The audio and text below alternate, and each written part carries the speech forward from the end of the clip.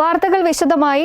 വിവാദമായ വിദേശ സംഭാവന നിയന്ത്രണ നിയമ ഭേദഗതി ബിൽ സംയുക്ത പാർലമെന്ററി സമിതിയുടെ പരിശോധനയ്ക്ക് വിടാൻ ലോക്സഭയിൽ പ്രമേയം പാസാക്കി. ആഭ്യന്തര സഹമന്ത്രി നിത്യാനന്ദ റായ് ആണ് പ്രമേയം അവതരിപ്പിച്ചത്. ബില്ലിനെതിരെ പ്രതിപക്ഷം ശക്തമായ പ്രതിഷേധവുമായി രംഗത്തെത്തി. FCRA ഭേദഗതി ബിൽ 31 അംഗ JPCയുടെ പരിശോധനയ്ക്ക് വിട്ടു.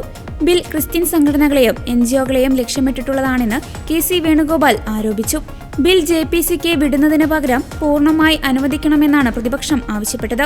ബിൽ യാതൊരു വിധത്തിലും ന്യൂനപക്ഷ വിരുദ്ധമല്ലെന്നും ന്യൂനപക്ഷങ്ങളുടെ ക്ഷേമമാണ് സർക്കാർ നയിക്കുന്നതെന്നും കേന്ദ്രമന്ത്രി കിരൺ റിജിജു വ്യക്തമാക്കി. ഒരു സ്ഥാപനത്തെയും പ്രത്യേകമായി ഉന്നമിക്കുന്നില്ലെന്നും അദ്ദേഹം കൂട്ടിച്ചേർത്തു.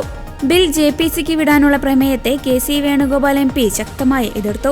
കാര്യാന്വേഷണ സമിതിയിൽ ഇക്കാര്യം വ്യക്തമാക്കിയതാണെന്നും അദ്ദേഹം പറഞ്ഞു. എന്നാൽ ബിൽ JPCക്ക് വിടണമെന്ന് ഇത്രയും ദിവസമായി ആവശ്യപ്പെട്ടിരുന്ന പ്രതിപക്ഷം ഇപ്പോൾ സർക്കാർ അത് അംഗീകരിച്ചപ്പോൾ എതിർക്കുന്നത് എന്തിനാണെന്ന് കിരൺ റിജിജു ചോദിച്ചു. സഭയിൽ പ്രതിപക്ഷ ബഹളം ശക്തമായതിനെ തുടർന്ന് സ്പീക്കർ പ്രമേയം പാസാക്കിയതായി പ്രഖ്യാപിക്കുകയും പ്രതിഷേധം ശക്തമായതോടെ ലോക്സഭ 3 മണിവരെ നിർത്തിവെക്കുകയും ചെയ്തു.